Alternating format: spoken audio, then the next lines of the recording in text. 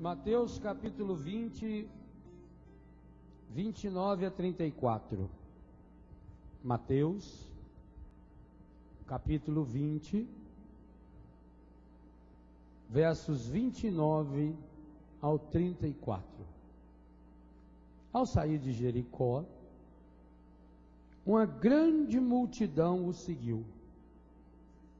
2 cegos sentados à beira do caminho, ouvindo dizer que Jesus passava, começaram a gritar: Senhor, filho de Davi, tem piedade de nós. A multidão, porém, os repreendia para que se calassem, mas eles gritavam ainda mais forte: Senhor, filho de Davi, tem piedade de nós. Jesus parou, chamou-os e perguntou-lhes: que quereis que eu vos faça? Senhor, que nossos olhos se abram. Senhor, que nossos olhos se abram. Jesus, cheio de compaixão, tocou-lhes os olhos. Instantaneamente, recobraram a vista e puseram-se a segui-lo. Palavra da salvação.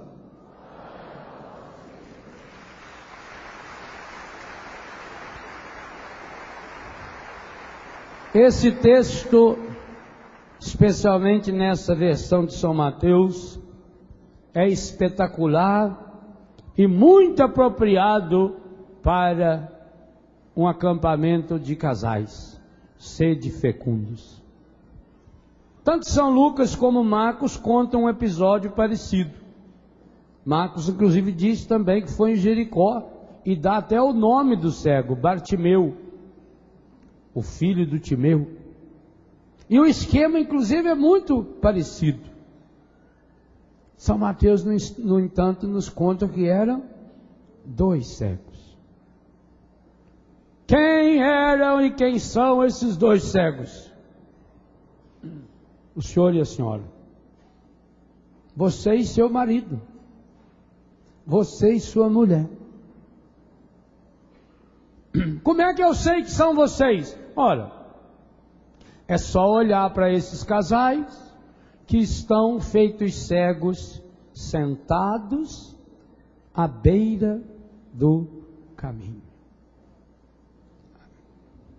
Desanimado, cabeça baixa, não tem mais diálogo, perdeu o entusiasmo, perdeu a alegria, está lá, desânimo.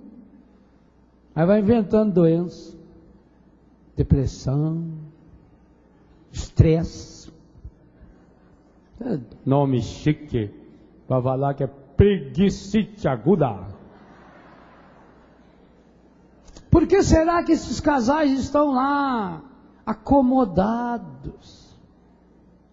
Tem casal que a gente olha, meu Deus do céu, dá dó. A pessoa vai se acomodando. Inclusive o desleixo físico. Aquelas mulheres que tem cabelinho escorrido nas costas, parece imagem de Nossa Senhora em procissão, de Nossa Senhora das Dores. Tem coisa mais feia que Nossa Senhora na procissão de Nossa Senhora das Dores. Tem a mulher lá que faz promessa para dar o cabelo para Nossa Senhora. Põe aquele cabelo medonho, aquela coisa enorme, cheio de caspa, de carrapato. Aí amarra aquilo na... Nossa Senhora. Nossa Senhora. Coisa medonha.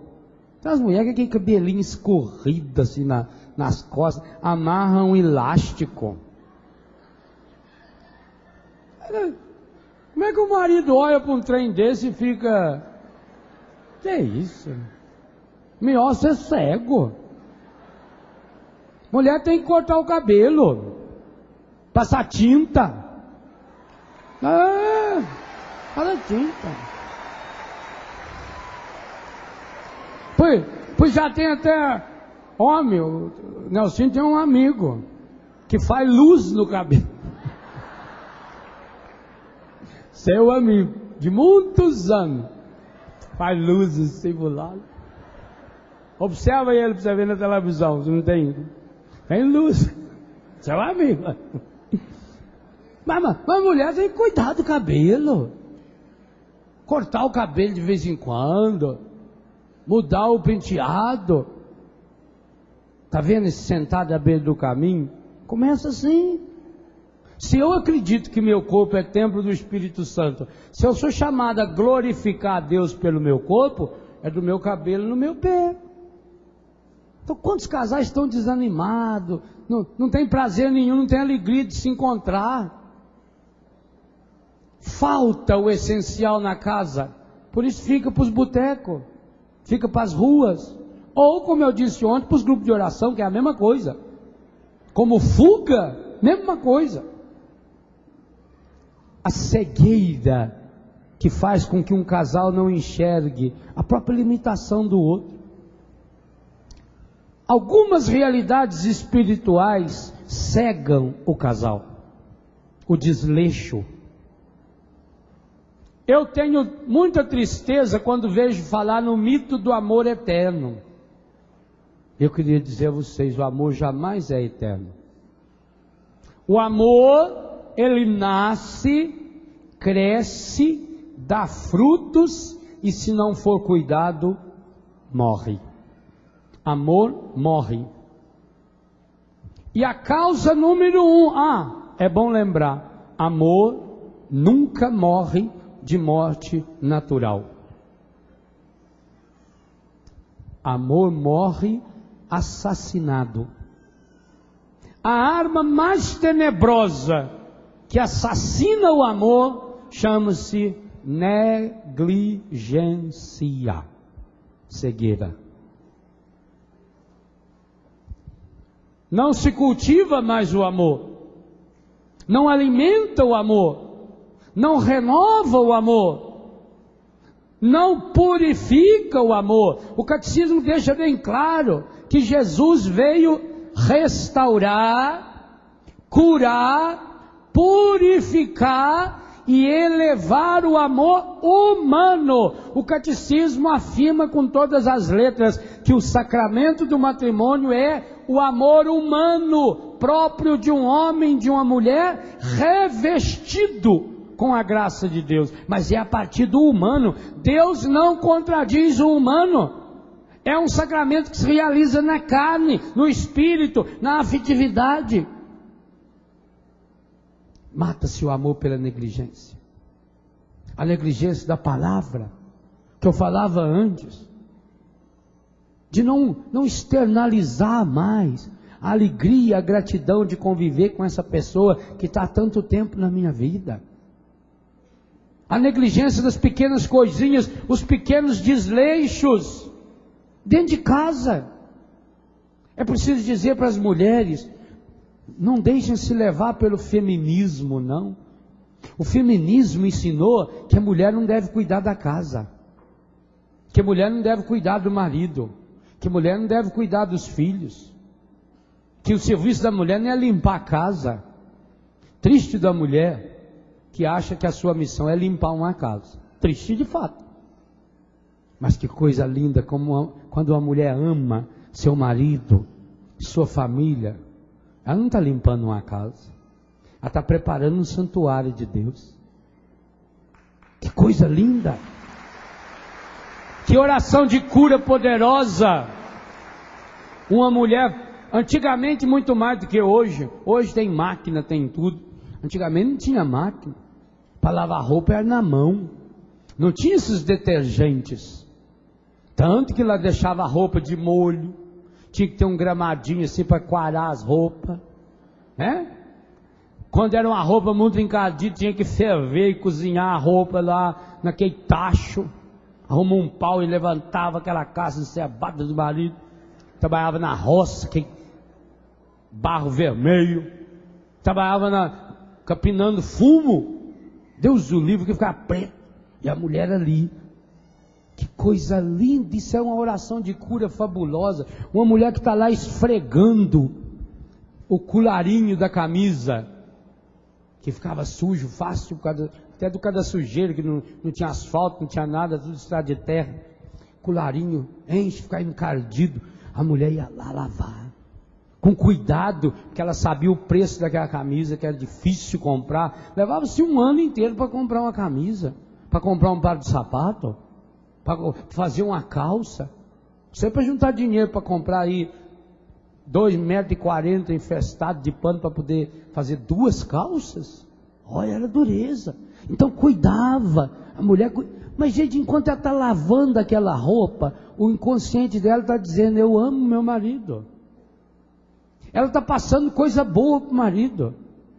Ela não está só tirando a sujeira, não. Ela estava tirando o estresse. Por que esse povo da roça não tem estresse? Vai lá no Biguá, na Barra, na nossa região, que a mulher teve lá 18 filhos, 22. Trabalhou a vida inteira na roça. Casa pobre, chão batido de terra. Buscar água na bica. Vê se tinha tempo para ter depressão. Não tem tempo. Mas também porque a vida conjugal era harmônica. Um cuidava do outro. Olha como o marido punha a mão nas coisas da sua casa. Ele vinha lá da horta, passava lá, já trazia uma cabeça de alface que ele plantou, que ele cuidou. Era a mão dele, era canal de cura. Ele levantava cedo e ia lá e tirava o leite com a mão dele. Olha o toque de amor que tem. Não é uma coisa que eu vou lá e compro dentro de um saquinho, não. Eu tirava o leite. Ele passava, ou ela passava lá no galinheiro, recolhia os ovos com a mão.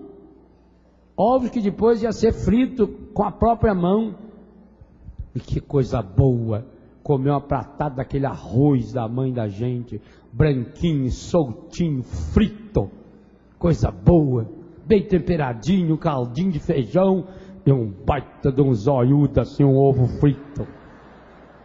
Fritado na banha de porco, na frigideira, que vai jogando assim com a escumadeira, você vai jogando aqui em cima assim, e vai pururucando do lado. Nossa Senhora.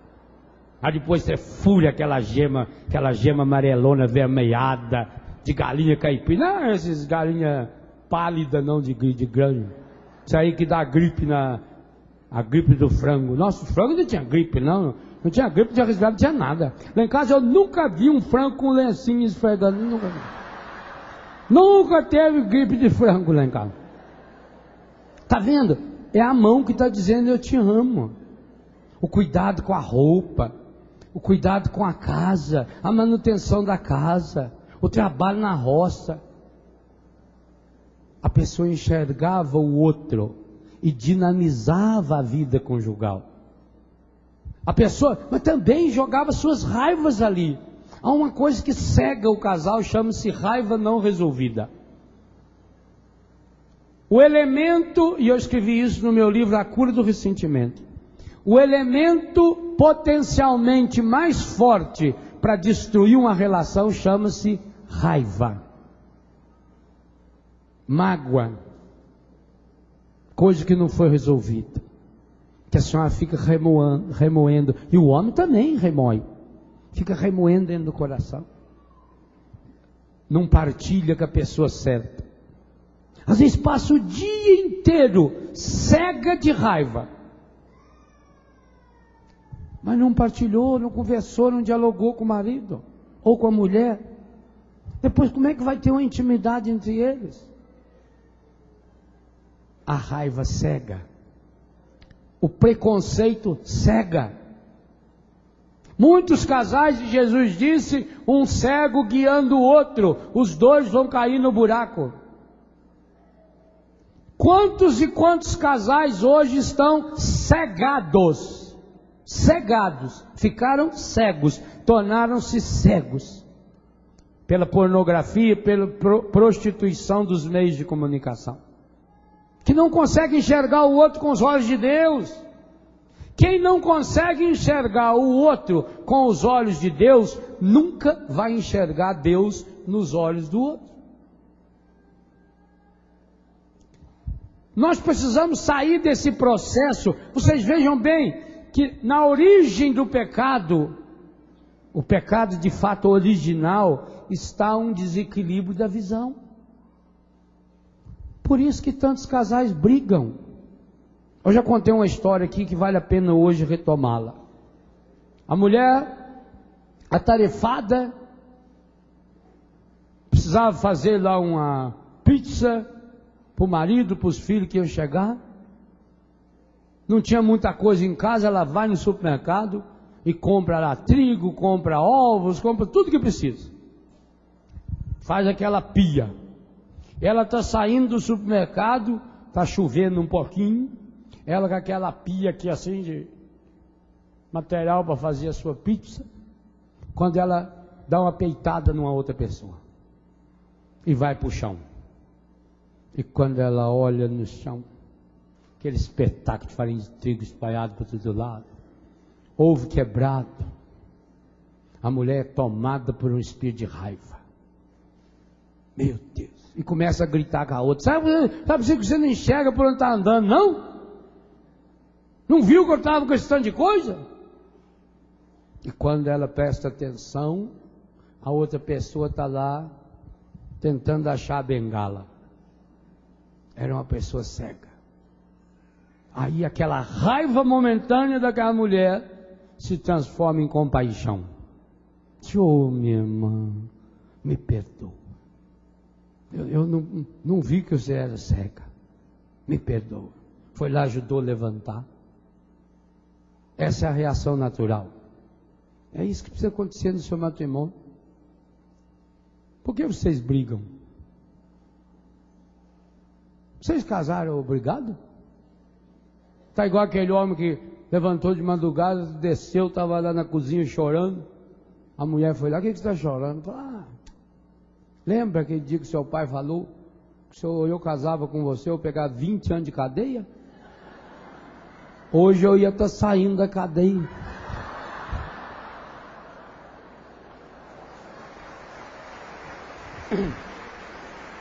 Casamento triste. O pai falou para o filho: eu e sua mãe e meu filho fomos felizes durante 25 anos da nossa vida.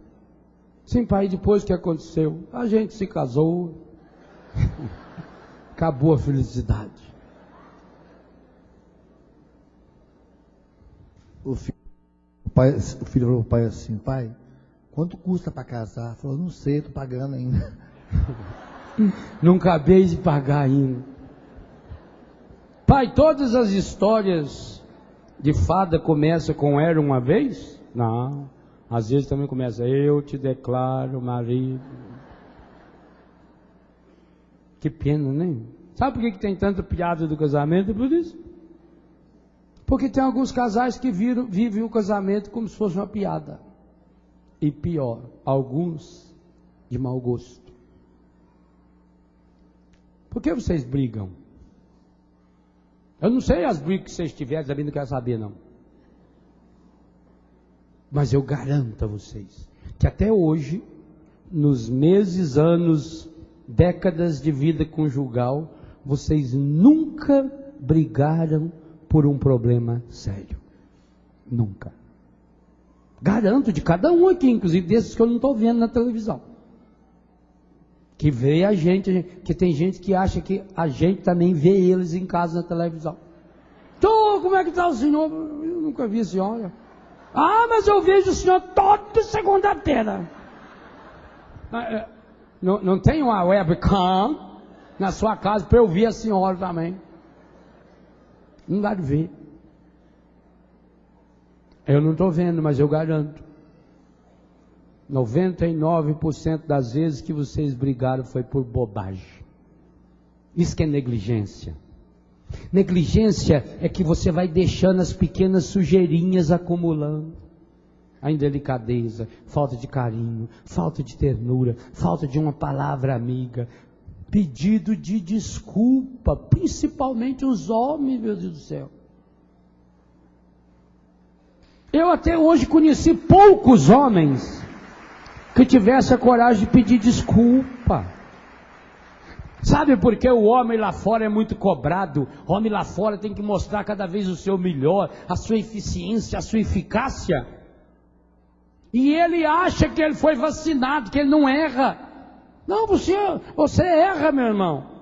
E garanto que a sua vida conjugal seria muito melhor se você tivesse a coragem de pedir perdão.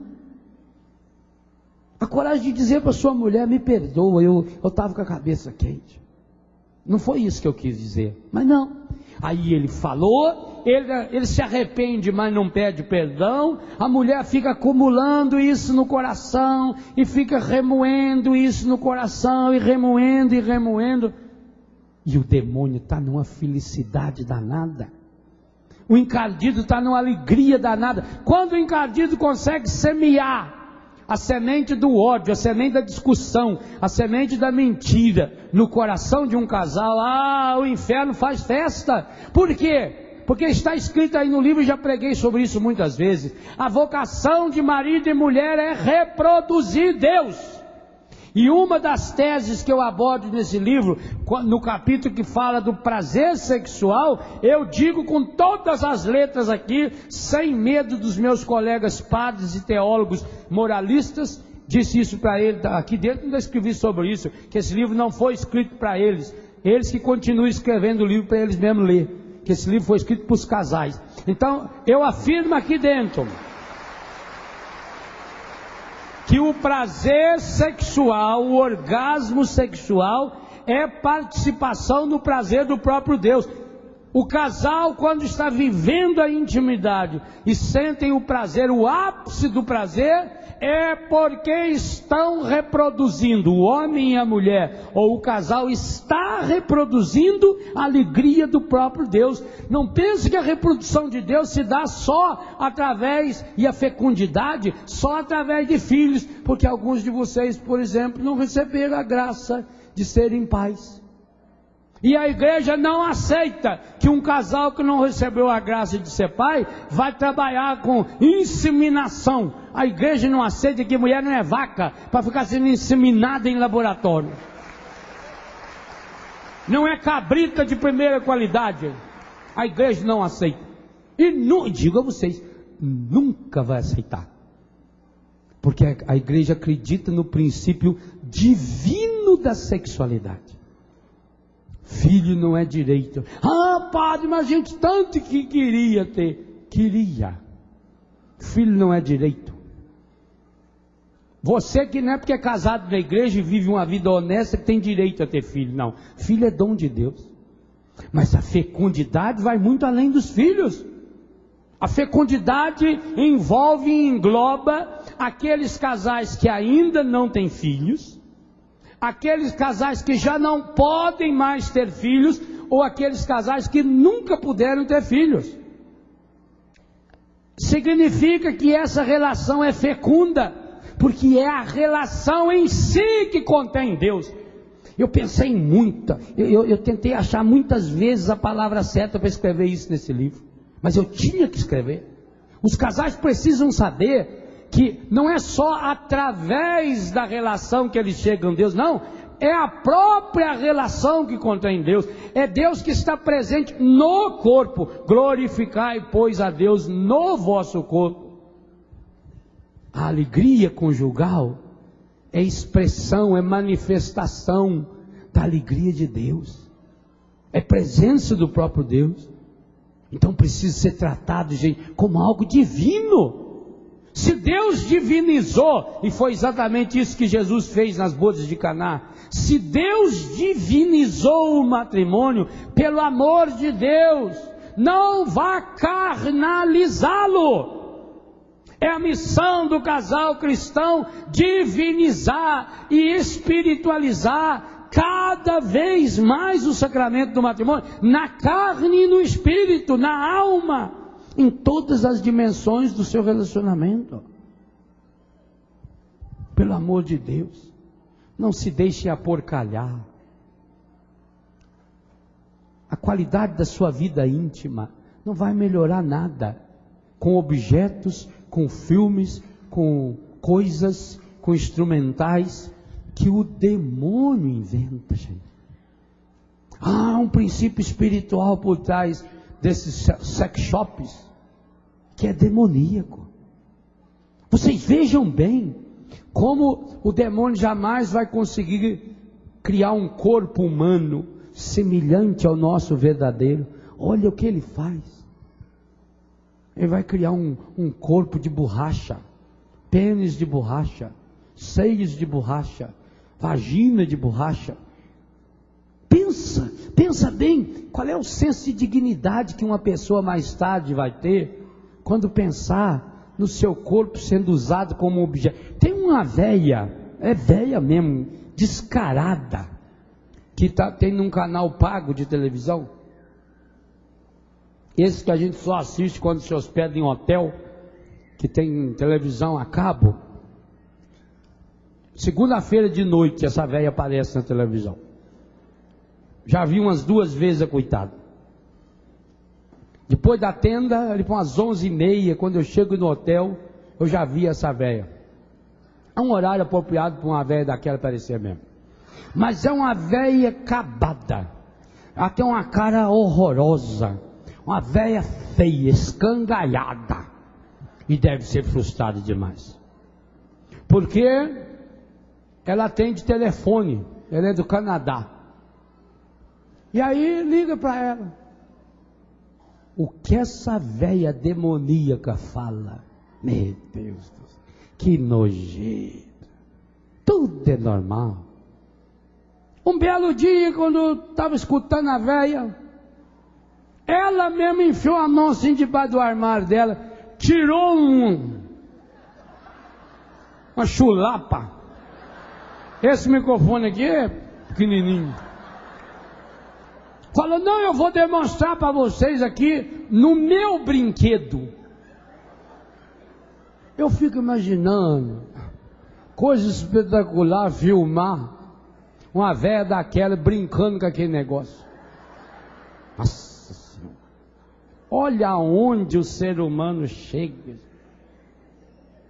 Que coisa! E ela esteve no Brasil esses dias, lançando um livro dela aí. Que coisa tenebrosa. Olha aonde que vai chegar esse mundo, meu Deus. É a orientadora. Um dia que você assistir, se tiver oportunidade, pode assistir para ver o que eu estou falando. Preste atenção nas respostas dessa mulher.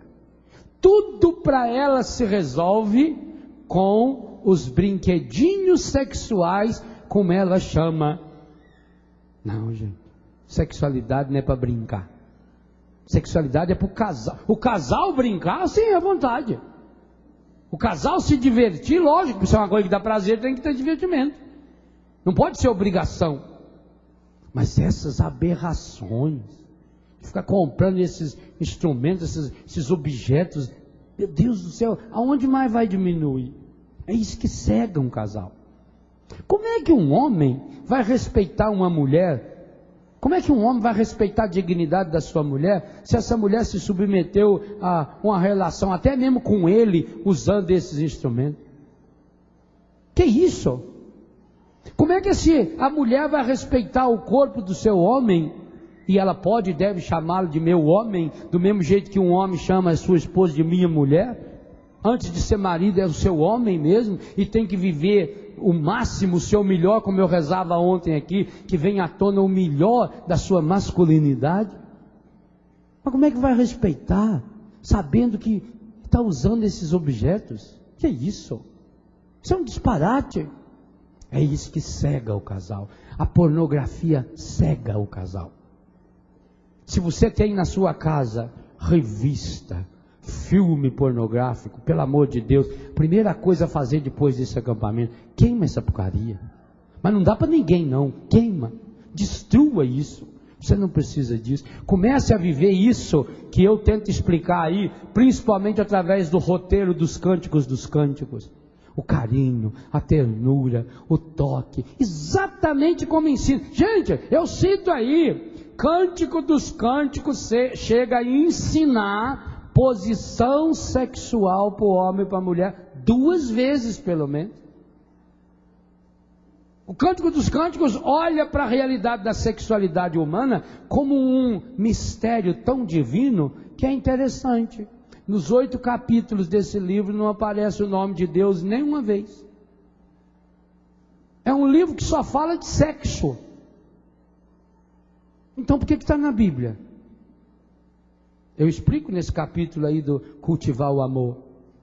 Está na Bíblia porque a Bíblia entende que a vivência da sexualidade, do modo humano, do modo correto, do modo santo, leva a pessoa ao encontro com Deus, de 2 modos. Primeiro, leva o marido a reconhecer Deus na sua esposa, leva a esposa a reconhecer Deus no seu marido.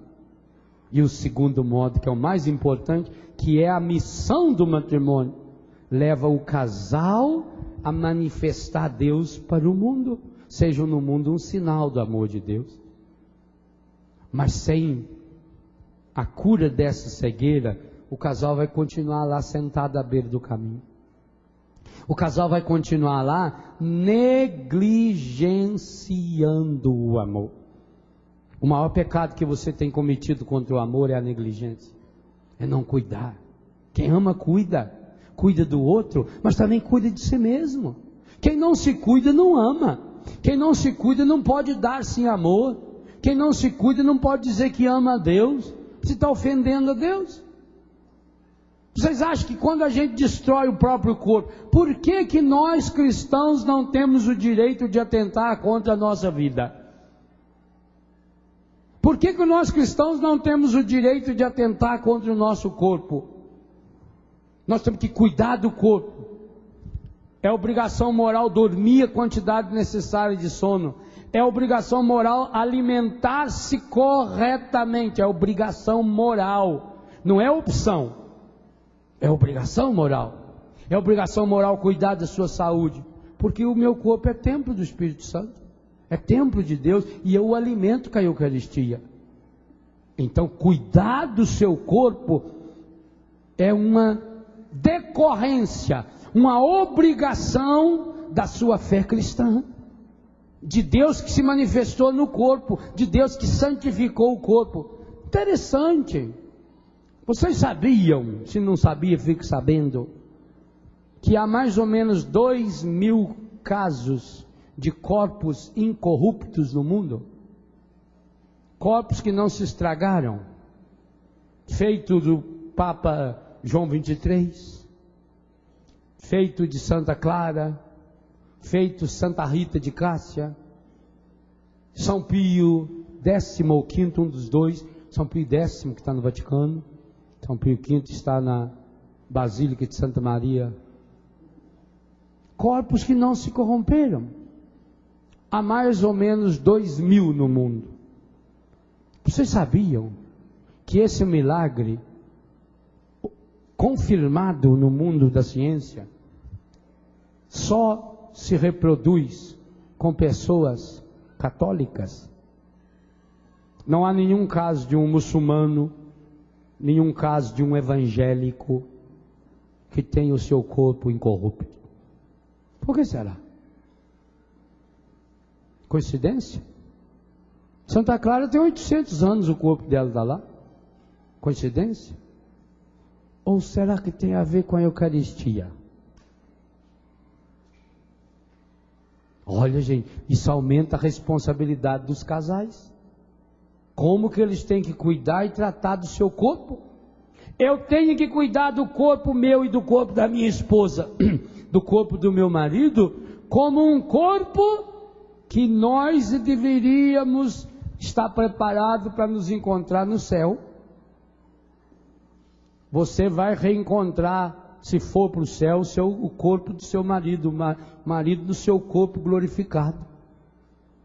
A mulher vai reconhecer o marido no céu, o marido vai reconhecer a mulher no céu, ainda com a diferença maravilhosa de que ali estará vindo à tona o seu melhor. É esse corpo transformado, mas vai se reconhecer. Não pense que vocês não são as almas perdidas lá no céu, não. Vamos nos reconhecer. Então precisa ser cuidado. Então, olha como você está negligenciando o amor. Repito, as grandes brigas que vocês tiveram até hoje, foi por causa de bobagem, pequenas coisas. Gente, no matrimônio, o menor detalhe tem uma função espetacular. Nada é pequeno no matrimônio. E vocês sabem disso, é só conversar entre vocês. É uma pequena palavra. Uma palavra dita na hora errada, do jeito errado. Uma palavra que não foi dita. É um pequeno gesto. É uma pequena delicadeza. Sabe, você conhece um matrimônio que vai bem, conforme eles sentam-se à mesa da refeição. Por quê o homem tem que ser o primeiro sempre a ser servido? Porque de vez em quando ele não quebra essa rotina. A delicadeza de passar a comida. De falar palavras delicadas. Por favor, muito obrigado. Querida, querido. Não precisa também florear se você não tem costume de ficar chamando meu amor. Oh, amor. Fica tão feio para quem não tem treino falar. Parece que está fingindo. Oh, meu amor. Quer copiar a novela. Não, mas usa o termo carinhoso que você está acostumado. Do jeito que você está acostumado. É preciso sair da beira do caminho. Talvez vocês estejam sentados à beira do caminho. Vocês se acomodaram. Ah, pá, não adianta mais não. Isso aí a gente já acostumou, é assim mesmo. Minha mulher é assim mesmo. Já faz 10 anos, 15 anos. Isso não adianta não. Na vida conjugal, quando um não quer, os dois brigam. Meu marido é assim mesmo, já me conformei. Não se conforme! São Paulo já escrevia isso aos romanos: não vos conformeis com esse mundo, transformai-vos pela renovação da vossa mentalidade. Saia da beira desse caminho. E se vocês perceberem que o único jeito de saírem da beira do caminho é gritar para Jesus, então chegou a hora dos casais se unirem e berrarem e gritarem: Jesus, filho de Davi, tem piedade de nós. Nós não podemos mais viver nessa cegueira. Nós não podemos mais viver jogado à beira do caminho. Nós não podemos mais viver marginalizados da sua graça. Mas o texto diz que a sociedade, o povo, tentava impedi-los de gritar para Jesus. Aliás, essa é a marca registrada do povo de Jericó. O povo de Jericó. Esse povo de Jericó. Já com o coitado do Zaqueu, o Zaqueu não pôde chegar perto de Jesus. Um capítulo antes, só que no Evangelho de São Lucas, o Zaqueu não conseguiu chegar em Jesus, porque o povo, a multidão era muito grande. E quando Jesus foi para dentro da casa de Zaqueu, ficaram de fora resmungando. Coitado do cego também. Olha aí o que o São Mateus fala. Enquanto eles gritavam: Senhor, filho de Davi, tem piedade de nós. Versículo 31. A multidão, porém, os repreendia para que se calassem. Também vocês vão enfrentar multidão de problemas, das dificuldades do dia a dia, das decepções, das tristezas, que parece sempre querer nos calar. Mas o que eles fizeram? No mesmo versículo, São Mateus diz: mas eles gritavam ainda mais forte: Senhor, filho de Davi, tem piedade de nós. Às vezes é preciso gritar mais forte também. Na cegueira, na marginalidade da beira do caminho que a gente se encontra, é preciso gritar para Jesus. Às vezes, a dificuldade com que vocês vivem a vida íntima, a vida sexual, a vida conjugal, já tentaram tantos tratamentos, mas já tentaram gritar para Jesus: tem piedade de nós? Mulher, seu marido tem problemas sexuais, ejaculação precoce, seu marido tem problema de sustentar a ereção, disfunção erétil, você é a única pessoa que pode carinhosamente tocar com a sua mão até nos seus órgãos genitais. Você é a única que pode. E rezar por ele, pedir a cura e a libertação de Deus. Eu garanto que se as mulheres fizessem isso mais vezes, bem menos homens teriam problema nessa área. Mesma coisa. A sua mulher tem dores nas relações, tem desconforto na relação, inclusive que leva à repulsa, um vaginismo. A sua mulher não sente prazer na relação. Quantas vezes você já impôs a mão no corpo dela? Suavemente. Toca, inclusive nos seus genitais. E pediu: Jesus, filho de Davi, tem piedade de nós. Como a oração de Tobias, Sara era doente. Homem nenhum podia se aproximar dela, porque tinha um demônio chamado Asmodeu. Era um demônio que tinha asma. Um demônio asmático. Esse demônio Asmodeu, ele estava infernizando a vida dele. Se é demônio, é próprio do demônio infernizar a vida dele. O demônio estava, o Asmodeu estava lá. Aí o São Rafael falou: deixa comigo, eu vou prender ele 1000 anos. Já está na época dele soltar de novo. Vocês cuidam lá na casa sua, vocês não aparecem lá. Homem nenhum podia se aproximar da sala. Chegou, morreu. Você é uma assassina mesmo, serial killer. O Tobias, motivado pelo anjo, vai rezar. E ele fala para Deus: Senhor, eu não estou querendo viver com a minha mulher só o prazer, não. É com boa intenção que eu quero me aproximar dela. Para vocês também podem fazer a oração assim. Senhor, eu quero a minha mulher curada, meu marido curado, para que a gente tenha prazer intenso. É isso que Deus quer de vocês.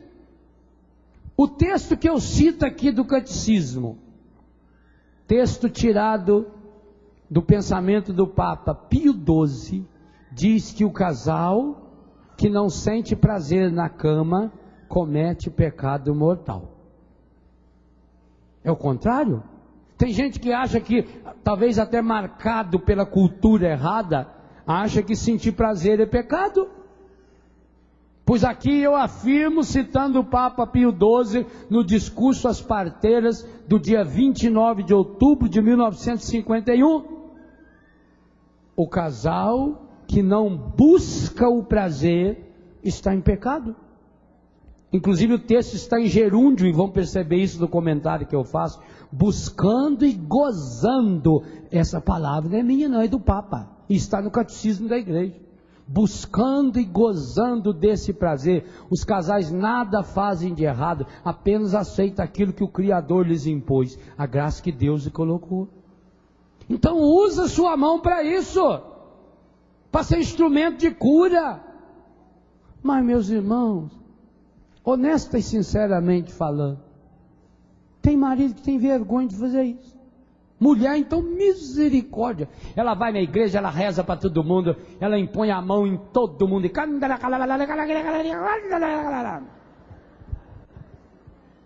Mas quando se trata do seu marido ou da sua mulher, não reza.